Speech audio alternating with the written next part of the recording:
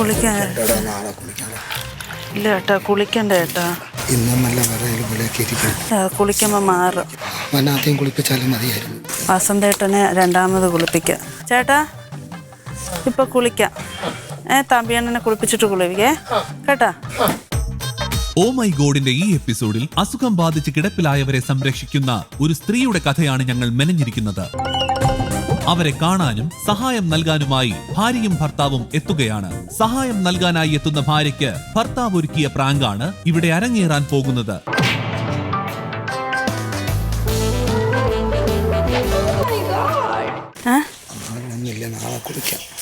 ഇല്ല, കുളിക്കണം. 3-4 ദിവസമായി കുളിച്ചിട്ട് കുളിക്കണം. തണുപ്പില്ലേ? കുളിക്കുന്നത് ഇഷ്ടേ അല്ല. കുളിക്കുന്ന ഇഷ്ടമല്ല. 3-4 ദിവസമായി കുളിച്ചിട്ട്. മൂത്താള് വസന്തയാണ്. ഇത് ഇളയാണ്. ഞാൻ കാര്യമൊക്കെ മാഡത്തിൻ്റെ അടുത്ത് പറഞ്ഞോണ്ട് വരുവാണ്. അപ്പം ചേച്ചി ഒന്ന് സംസാരിക്കുക. നമ്മളെ കാലിലെ വെരിക്കോസ് വെയിൻ ഉള്ളപ്പോഴേ ഇത്രയും തണുപ്പ് ടോളറേറ്റ് ചെയ്യില്ല. വേദന നല്ലതായിട്ട് തോന്നും. വേദന പക്ഷെ 3-4 ദിവസമായി മാഡം കുളിച്ചിട്ട്. അപ്പോൾ അതുകൊണ്ട് ഞാൻ പെട്ടെന്നൊന്ന് കുളിപ്പിച്ചങ്ങ് ഇതാക്കാന്ന് വെച്ചിട്ടാണ്. എന്നാ ശരി, നാളെ കുളിക്കാം. ഇവിടെ ഇരുന്നോ.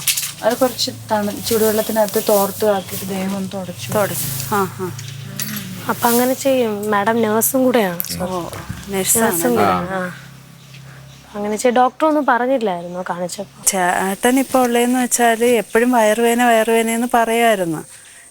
അങ്ങനെ ഗ്യാസ് ആണെന്നൊക്കെ പറഞ്ഞ് ഇവിടെ അടുത്തൊക്കെ ഡോക്ടറെ കൊണ്ടുവന്ന് കാണിച്ച് അങ്ങനെയൊക്കെ ഗുളിയൊക്കെ കഴിച്ച് മരുന്നൊക്കെ കുടിച്ച്. പക്ഷെ അതിലൊന്നും കുറഞ്ഞില്ല.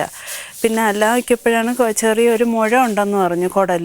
കുടലിൽ ചെറിയൊരു മുഴ ഉണ്ട്. ഒരു ഓപ്പറേഷൻ വേണം. വലിയ ഓപ്പറേഷൻ. വീട്ടിൽ അമ്മയ്ക്ക് തന്നെ ആയിരുന്നു. ആരൊക്കെയുണ്ട്? ഞാനുണ്ട്, ഭർത്താവും ഉണ്ട്, പിന്നെ ഇതെൻ്റെ ചേട്ടന്മാരാ രണ്ടുപേരും. കല്യാണമൊന്നും കഴിച്ചിട്ടില്ല. അവരെൻ്റെ കൂടെ തന്നെ പണ്ട് തൊട്ടേ. കല്യാണം കഴിഞ്ഞപ്പോഴേ എൻ്റെ കൂടെ, അച്ഛനും അമ്മയും മരിച്ചതിന് ശേഷം എൻ്റെ കൂടെ തന്നെ രണ്ടുപേരും.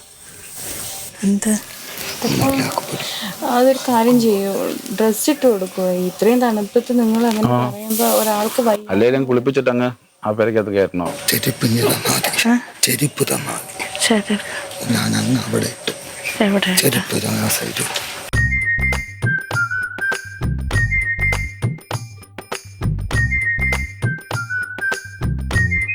മാഡം സാറും ഇങ്ങനെ വയ്യാത്തവർക്ക് ഇങ്ങനെ ചാരിറ്റി ചെയ്യുന്ന ആൾക്കാരാണ്.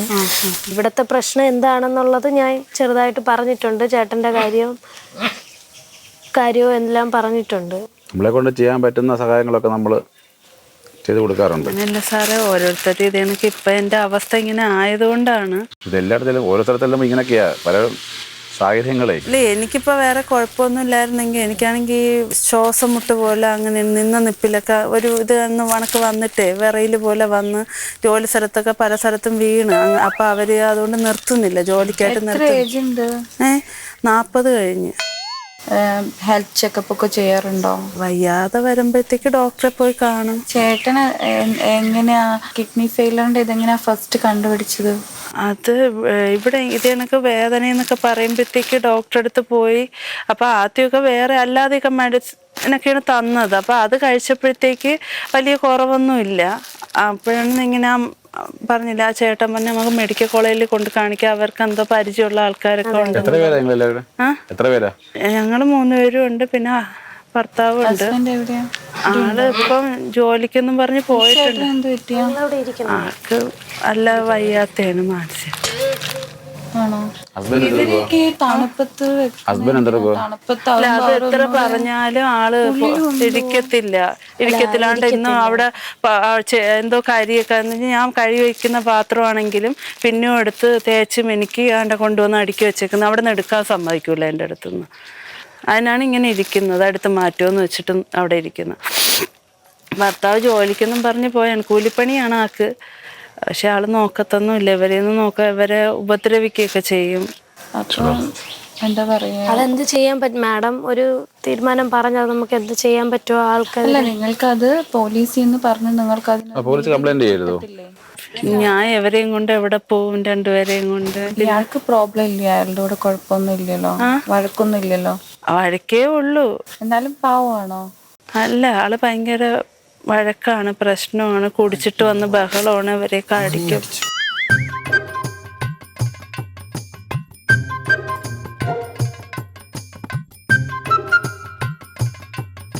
അമ്മ ഒരു ക്യാൻസർ പേഷ്യൻ്റ് ആയിരുന്നേടാ. ഞങ്ങൾക്കറിയാം ഒരു പേഷ്യൻറ്റിന് അവസ്ഥയും അവരുടെ പേഷ്യൻറ്റിനെക്കാട്ടി കൂടുതൽ അവരുടെ ഒപ്പം നിൽക്കുന്നവർക്ക് ഏറ്റവും കൂടുതൽ സപ്പോർട്ട് വേണ്ടേ. അതറിയോ, നമ്മൾ പേഷ്യൻറ്റിന് നമ്മൾ കെയർ ചെയ്യുമ്പോൾ നമ്മൾ അനുഭവിക്കുന്ന ഒരു മെൻ്റൽ സ്ട്രെസ് ഉണ്ട്, അവരെ നഷ്ടപ്പെടുന്ന വിഷമമുണ്ട്, അവർ മനസ്സിലായില്ലേ, അവരെ നോക്കി അവരെ നമ്മൾ രക്ഷിച്ചുകൊണ്ട് വരണം എന്നുള്ളൊരു മൈൻഡും ഉണ്ട്. ആ ഒരു സിറ്റുവേഷനൊക്കെ കടന്നു പോയത്. അപ്പം ഇന്ന് വിനീഷ് പറഞ്ഞപ്പം പെട്ടെന്ന് പറഞ്ഞപ്പം നമ്മൾ അതൊന്ന് അറേഞ്ച് ചെയ്യാനുള്ള കാര്യങ്ങൾ നമ്മൾക്ക് വന്ന് കണ്ടിട്ട് എന്താണ്. അപ്പോൾ വിനീഷിനൊപ്പം വരാൻ പറഞ്ഞപ്പോൾ ഞങ്ങളിപ്പോൾ വന്നതാ. ഇനി ചേട്ടന് തണുപ്പടിക്കണ്ട, പൊതുവെ കാലിന് ഇങ്ങനെയൊക്കെ ഉള്ളപ്പോഴേ ഒരാൾ വയ്യാന്നുണ്ടെങ്കിൽ ചേട്ടനാണെങ്കിലും അങ്ങനെ ഒരു അവസ്ഥയാണ്.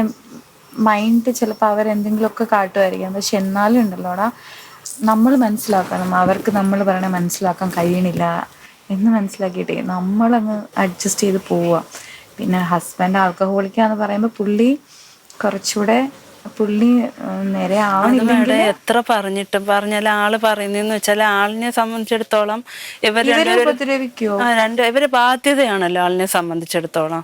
അപ്പോൾ അച്ഛൻ അന്നുവെച്ചാൽ എന്നെ കല്യാണം കഴിക്കുന്ന സമയത്ത് അച്ഛനും അമ്മയും ഉണ്ടായിരുന്നു, അപ്പൊ അവരെ കൂടെ ആയിരുന്നു. അപ്പൊ അച്ഛനും അമ്മയും മരിച്ചു കഴിഞ്ഞപ്പോ പിന്നെ എനിക്ക് അവരെ ഒറ്റപ്പെടുത്താൻ പറ്റുമോ? അങ്ങനെയാണ് ഞാൻ എൻ്റെ കൂടെ ഇതാക്കിയ. പക്ഷേ ഇതാണ്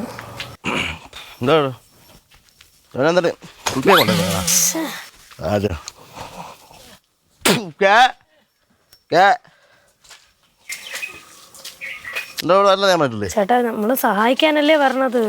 നിനക്ക് എന്തെങ്കിലും കാര്യം ഉണ്ടെങ്കിൽ അത് എന്റെ പൈസ എന്റെ പറഞ്ഞോണ്ടാ. എന്റെ തന്ന ചേട്ടൻ കുടിച്ചല്ലേ പറഞ്ഞത്. ഞാൻ കുടിക്കാൻ നീ ആയോണ്ടാ എന്റെ കുടുംബത്തിലെ ഞാൻ നോക്കണം.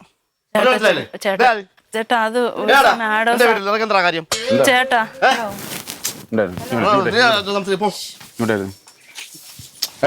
ജീവൻ തടത്തോ മതി, പോരാ രണ്ടെണ്ണം. നിനക്ക് വല്ല സംഭവം എന്റെ വീട്ടിൽ കയറി പോലെ ഞാൻ പറഞ്ഞിട്ടുണ്ട്. സഹായിക്കാൻ വേണ്ടിയാണ് ചേട്ടാ വന്നത്. അവ സഹായിക്കാൻ പറഞ്ഞ എന്റെ വീട്ടിലാ സഹായിക്കാൻ പറഞ്ഞേ. നിങ്ങളാര് എന്റെ കുടുംബത്തിൽ എന്റെ നീ ആപ്പിൾ എന്റെ പൈസക്ക് ആപ്പിൾ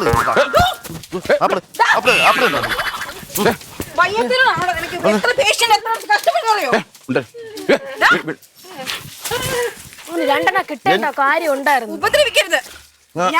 എടാ അതൊരു പെണ്ണാ, അത് രണ്ട് ആങ്ങളമാരെ സഹായിക്കുന്നത് അയാൾ അവരുടെ ഹെൽപ്പ് കൊണ്ടാണ്. നീ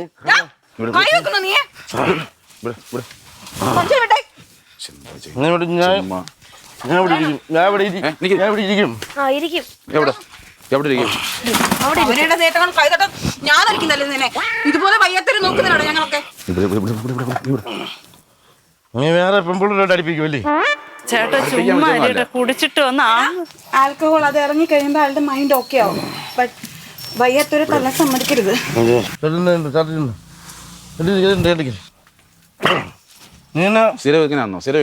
സ്ഥിരമല്ല, എന്നും ഇങ്ങനെ എന്നാണ് എനിക്ക് കിട്ടിയ അറിവ്. നീ പെണ്ണുങ്ങളെ അടിപ്പിക്കുമല്ലോ.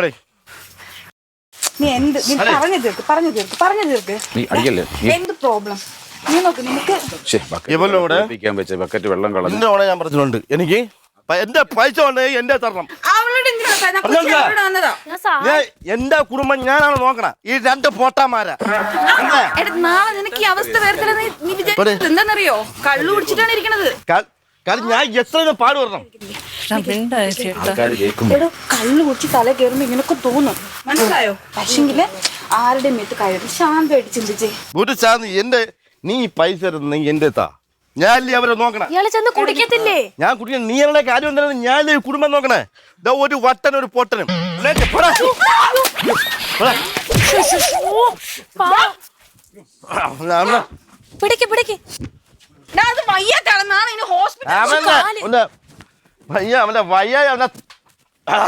കൈവെക്കത്തില്ല. പക്ഷെ മരക്കിരുന്നോണം കേട്ടോ. പിടിച്ചേ ക്ഷമ വെക്കടാ. എടാ അത് വയ്യാത്ത മനുഷ്യൻ ക്ഷമ വെച്ചോട്. നീ സംസാരിക്കലും നീ സ്ത്രീകളെ കൊണ്ട് എന്നെ അടുപ്പിക്കല്. എടാ ഞാൻ തല്ലുന്നില്ല നിന്നെ. നീ അച്ഛനെ തല്ലി നിന്നെ ഞാൻ തല്ലും. ചേട്ടാ മിണ്ടാ. അച്ഛനെ തല്ലി നിന്നെ ഞാൻ തല്ലും. ഇത് അച്ഛനാ ഇവന്റെ ജീവൻ തരത്തോ? എന്റെ പൈസ പാടുന്ന പൈസ തിന്ന് മുടുത്ത് നീ തിന്ന് പുടുത്ത് കിടക്കടാ. എന്തോ ചെയ്യാനാന്ന് പറയാടോ, ഇത് ഇങ്ങനെ പ്രതീക്ഷിച്ചില്ലല്ലോ.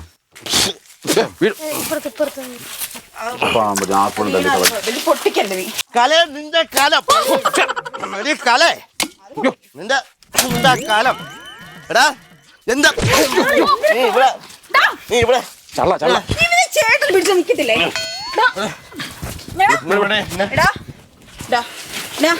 ചിന്തിക്കേ നീ കെട്ടി എടാ അത് നീ മനസ്സിലാക്ക് എടാ ലൈഫ് എടാ കള്ളുകൂടിയന്മാർ ഇങ്ങനെ തിങ്ക് ചെയ്യും എടാ നിന്റെ കല നീ പറഞ്ഞില്ലേ നീ സമ്പാദിച്ചു കൊടുക്കുന്നത് അപ്പൊ നിനക്ക് ബോധമില്ലേ നിനക്ക് ഇത് നിന്റെ ചേട്ടനാണ് നീ ഇങ്ങനെ ചെയ്യൂ നീ ഇങ്ങനെ എന്താടാ ഇത് ചൂടുണ്ടല്ലോ മാഡം നല്ല ചൂടുണ്ട് കൈ അത് തന്നെ തലയെ കുറിച്ചു ബോധം വരട്ടെ കലയുടെ കാലം അത് കലയുടെ കലമാണോ എന്ന് എനിക്ക് അറിയത്തില്ല എന്തോടാ ചെയ്യുന്നേ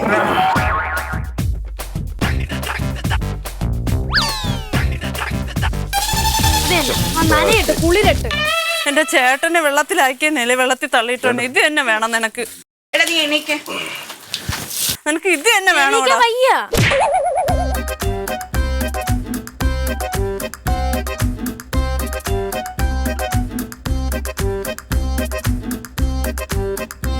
എന്റെ പൈസ മൊത്തം തിന്നു മുടിക്കണം നീ. ഏടാ അടിക്കുകയും ചെയ്യല്ലേ. നമ്മൾ സഹായം ചെയ്യാൻ വന്നവരാണ്. നീ പോടാ. നീ എന്താ ചേട്ടാ വേണ്ട പോടാ. എന്നെ പിടിക്കണ്ട. കാരണം എന്നെ ഇവിടെ മോളെ ഒന്ന് പിടിയിടി.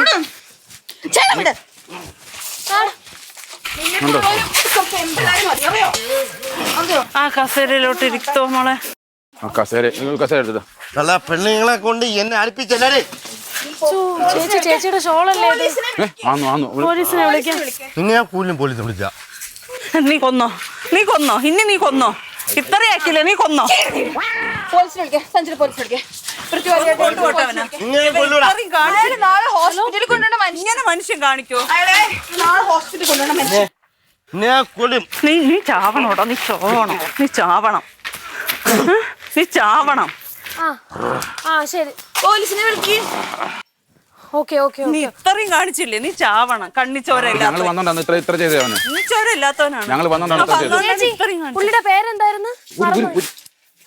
കണ്ണൻ. ആ ഞാൻ മറ്റേ കണ്ണന്റെ ഒരു പെറ്റീഷൻ തന്നിട്ടില്ലായിരുന്നു. വന്നോണ്ടാണ് ഇത്രയും കാണിച്ചത്.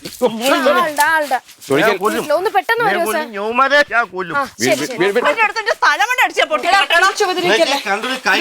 പോലീസ് ഇപ്പൊ വരും. ബോധമില്ലാത്തോണ്ടാ. ഒരു പെറ്റീഷൻ കിടപ്പുണ്ട് അവിടെ ഇയാളുടെ പേരില്. അവിടെ പിടിച്ചിരുത്തിയാലോ എവിടെ? ഈ ചെയറില്. അവന്റെ ബോധമല്ലേ ആ ചേട്ടൻ. ചേട്ടന്റെ അടുത്ത് ഇരുത്തല്ലേ. അവൻ പിന്നെ എന്നെ തള്ളിയിടും. കാല് ഞാൻ വെട്ടുകേട്ടോ. പണ്ടത്തെ പെൺപിള്ളേരൊക്കെ പേടിച്ച് വച്ചിരിക്കും. ഇപ്പൊ പെൺപിള്ളേരെ ഇതുപോലെ കണ്ടത് മിണ്ടണ്ടിരിക്കില്ല. ഞാൻ തല്ലത്തില്ല. നിനക്ക് വിഷം വരും. എനിക്ക് ഒരു വിഷമമില്ല മാഡം. ആ കൈ വെച്ചുകൂടാ.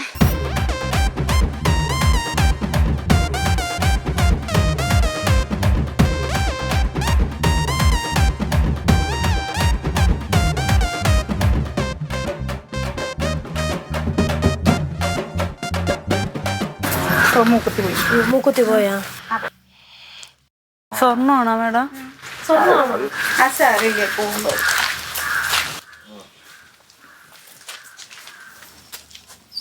ഹലോ ആ കിട്ടിയാ ആയിട്ട് പോക്കറ്റിൽ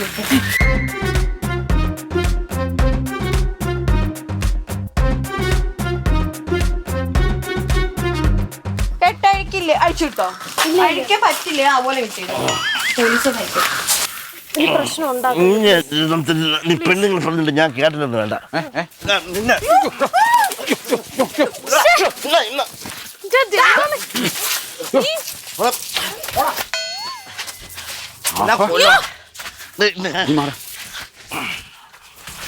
കുത്തിട്ടേ പോകും. അയച്ചിട്ടോ നീ കുഞ്ഞ്? ഇല്ല ഞാൻ അയച്ചില്ല. ഇയാള് തനി അയച്ചത് കൊള്ളാം. നീയാണ് എന്റെ ദേഹത്തുള്ള യ്യോ, മുഖം. അടിക്കും ചേട്ടന്റെ വീട്ടിൽ കൈവെക്കില്ല കേട്ടോ.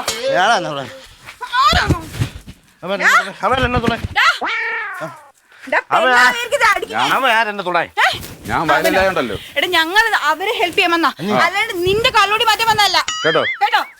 ഹെൽപ്പ് ചെയ്യാൻ വന്നാ. നീ ഇപ്പൊ വരുന്ന അറിയത്തില്ല ഞങ്ങക്ക്. വരുമെന്ന് അറിയത്തില്ല ഞങ്ങക്ക്. ആ എന്നെ ഹെൽപ്പ് ചെയ്യാൻ വന്നതാണ്. എന്നെ ഹെൽപ്പ് ചെയ്യാൻ വന്നതാണ്.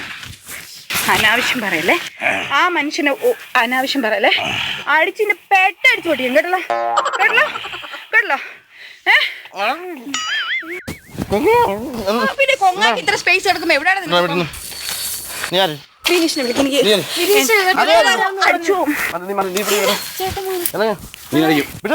നിന്നെ അടിക്കും.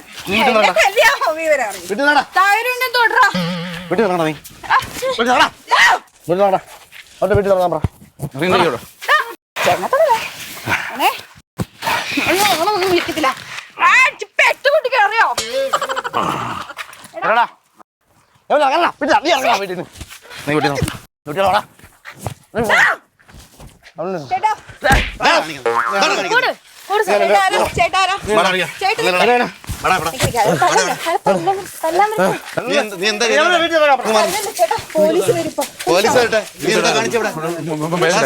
നിന്റെ കുടുംബത്തിന്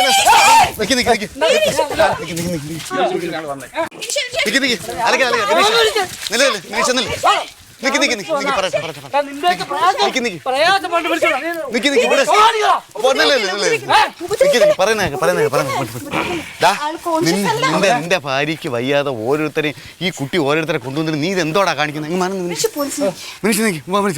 നീ എന്താ ഇവരെ എന്താ ചെയ്തേ?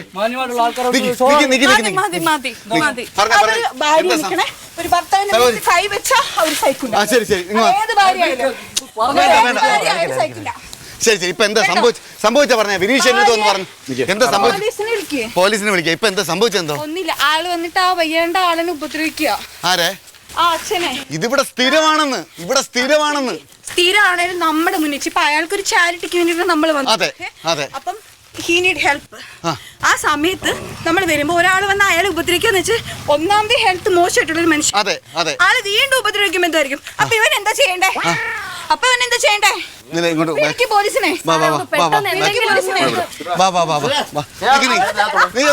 നിനക്ക് തള്ളിയിട്ടേ. നിന്റെ പെണ്ണുമ്പിള്ളോളാണ് നിനക്ക് തള്ളിയിട്ടേ. നീ മനസ്സിലാക്ക്. പെണ്ണുമ്പിള്ളോളാണ് നിനക്ക് തള്ളിയിട്ടേ. മനസ്സിലായോ? നിന്റെ ഭാര്യയുടെ ഒരു ആവശ്യത്തിന് വേണ്ടിട്ടാണോടാ ഈ കുട്ടി എവരെയും വിളിച്ചോണ്ട് വന്നത്? ഇങ്ങനെ എത്ര ആൾക്കാർ ഫസ്റ്റിൽ എന്താ പറയാ, ആ കുട്ടീന്റെ അടുത്ത് ഷൗട്ട് ചെയ്യുന്നു. അതെന്ത് തെറ്റ് ചെയ്തു? ആ അച്ഛൻ എന്ത് തെറ്റ് ചെയ്തു? നീ എന്താണ് അല്പമെങ്കിലും ബോധത്തോടെ നീ നിന്ന് ഒരു ദിവസമെങ്കിലും നിന്നെ കാണണം. എല്ലാവരും ഒന്നേ പറയാനുള്ളൂ, ഇവർക്കൊരു കുടുംബമുണ്ട്. പക്ഷെ ആ കുടിക്കുന്ന സമയം നീ ഓർക്കൂല. പക്ഷെ അവിടെ കുട്ടികളാണ്, ഭാര്യയാണ്. വന്ന് വീട്ടിൽ വന്ന് ഭാര്യനെ ഉപദ്രവിക്കുമ്പോ സ്നേഹം കൊണ്ട് അവിടെ തിരിച്ചു ഉപദ്രവിക്കാത്തെ. മനസ്സിലായോ? അതുകൊണ്ട് മേലാൽ ഈ മേഡം പറഞ്ഞതുപോലെ മേലാൽ നീ കുടിക്കരുത്. സത്യം ചെയ്യടാ. കയ്യിൽ അടിച്ച് സത്യം ചെയ്യടാ. ചെയ്യില്ലെന്ന് പറ, ഉറച്ചു പറ. ഓ മൈ ഗോഡാണ് സത്യം. ഞാൻ ഇനി കുടിക്കില്ല. സത്യം.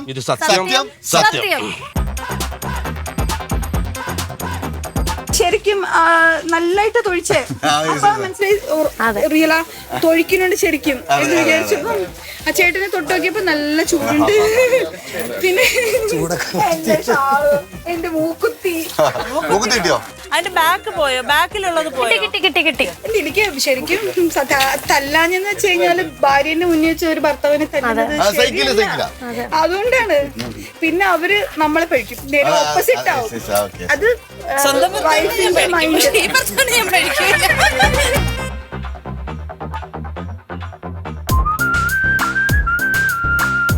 Thank you so much. ഡീപൂൾ കാർ ആൻഡ് ബൈക്ക് വാഷ് നൽകുന്ന സമ്മാനം, മെൻസ് വേൾഡ് ബാൽഡാമൂരും ആൻഡ് നെയ്യാറ്റിങ്ങൽ നൽകുന്ന സമ്മാനം.